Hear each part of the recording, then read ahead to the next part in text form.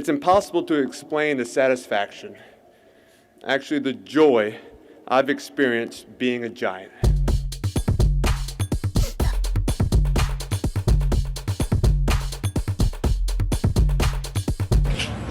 Bless it. Thank you.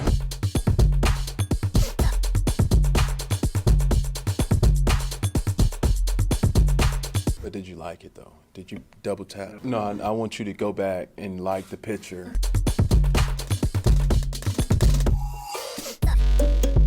Who in the hell is Mel Kiper?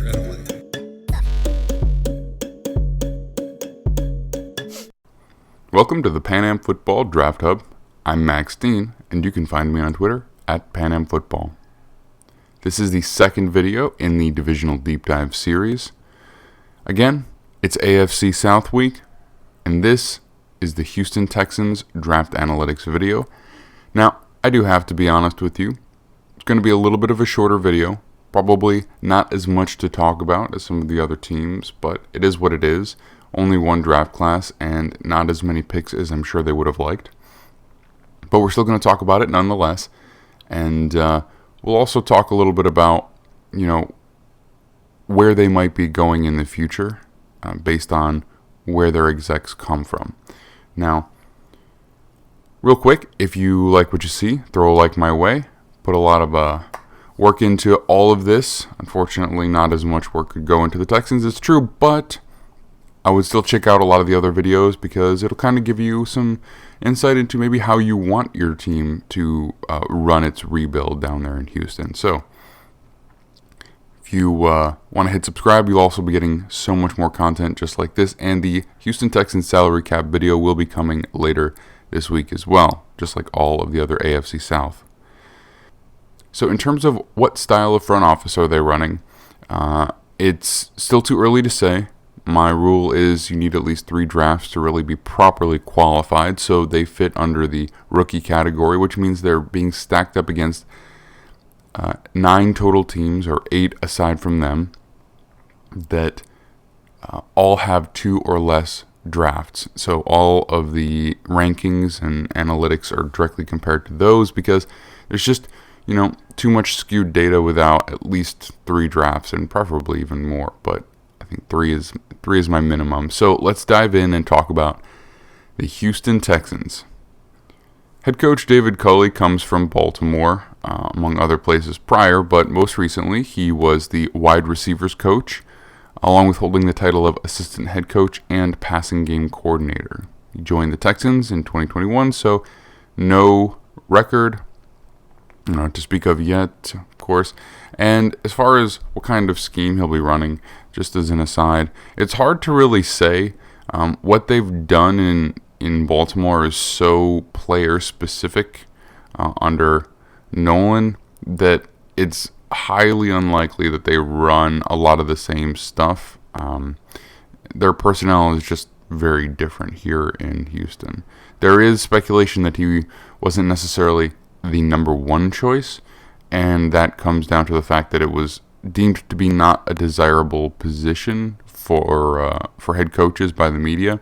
There's probably some truth to that just because of the instability of the organization over the past couple of years. So with Culley in charge of bringing that stability is new general manager Nick Caserio, who was brought over at the same time as Culley, basically, in 2021. So he's only had 1 offseason, 1 draft. And again, obviously, no record to speak of.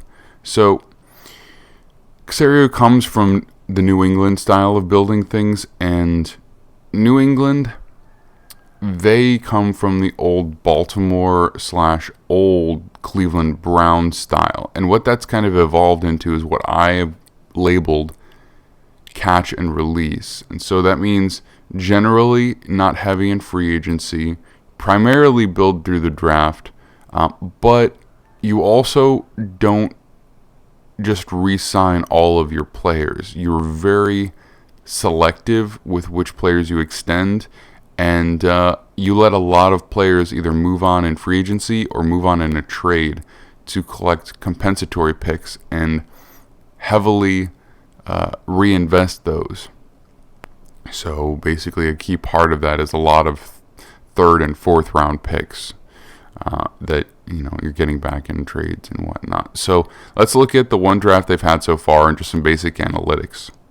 In their only draft, they have selected Davis Mills, quarterback from Stanford, and Nico Collins, wide receiver from Michigan, with their first 2 picks, both third rounders.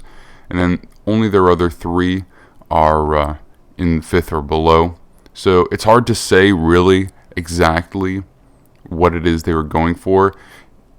Does this tell you what they wanted to do in terms of their rebuild style? Or with so few picks, did it just come down to, the third round when they finally got to select them, that they just said, well, we got to have a quarterback just because we don't know what's going on with Deshaun Watson. And at this point, let's just get a player we like, or 1 or 2. It's hard to really take a lot of, storytelling from just this one draft. Again, when we get to the analytics part, it's going to be really hard to take a sample size of 5 draft picks and really say anything about it. But we'll talk a little bit about perhaps the direction that they are going to be moving and if it's going to look like New England. Perfect example, with no first round picks, they automatically come in last in every analytic, but it is what it is. Again, last out of the 9 teams that were in this rookie category. So remember, premium rounds are rounds 1 through 3, the backbone of your building process in the draft, and premium positions are the positions that are paid more. It's not me that dictates what's premium position, it's the NFL marketplace. And so they have 100% of their picks from rounds 1 through 3 in this particular draft invested at premium positions, being quarterback and wide receiver. And both 100% on offense as well. Again, there's just not much to take from that. When you take into account all 5 picks, 60% were premium positions. So quarterback, wide receiver, and interior. Quarterback, wide receiver, and interior defensive line are premium positions, and 2 are not, being tight end and linebacker. 60% on offense. 40% on offensive skill, so that would be wide receiver and tight end. Again, it's just, I'm sorry to the Texans fans. I genuinely am. Not only because it's not the best situation for your franchise, but also because if you clicked on this video and you've watched it, and I've promised a lot for a lot of the other teams, it's really hard to take anything here and give you any kind of real analysis. But, with Nick Caserio coming over from New England, if he wants to build in their style, I have to say it's going to be a long process. You're going to need a lot of patience because their process relies heavily on drafting. The first draft in which they have any real semblance of assets to invest is going to be next year. And then you won't see major contributions from that draft for another 1 to 2 years after that. So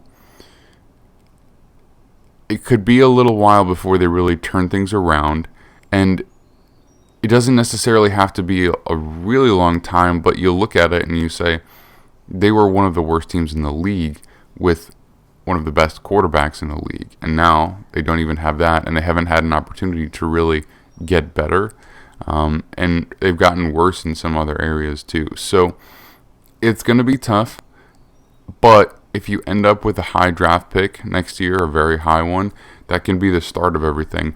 And then to get to the point where you're following in the New England Patriots build of catch and release, that takes even longer because you have to get to the point where your players have developed enough that you're cycling through and letting those players move on to other teams to accumulate draft picks. So to even know if that's the direction that they want to go, it could be a little while. You might see a little bit of that with the mass free agents that they signed this year, because they signed so many basically like low to lower mid-level guys just to fill out the roster. But we'll talk more about their salary cap situation later this week. That's probably going to be a lot more interesting for you guys. And again, last in the analytics here, but I'm not trying to just hammer it over your head, but small sample size, not very many draft picks, not by their request, not by their design.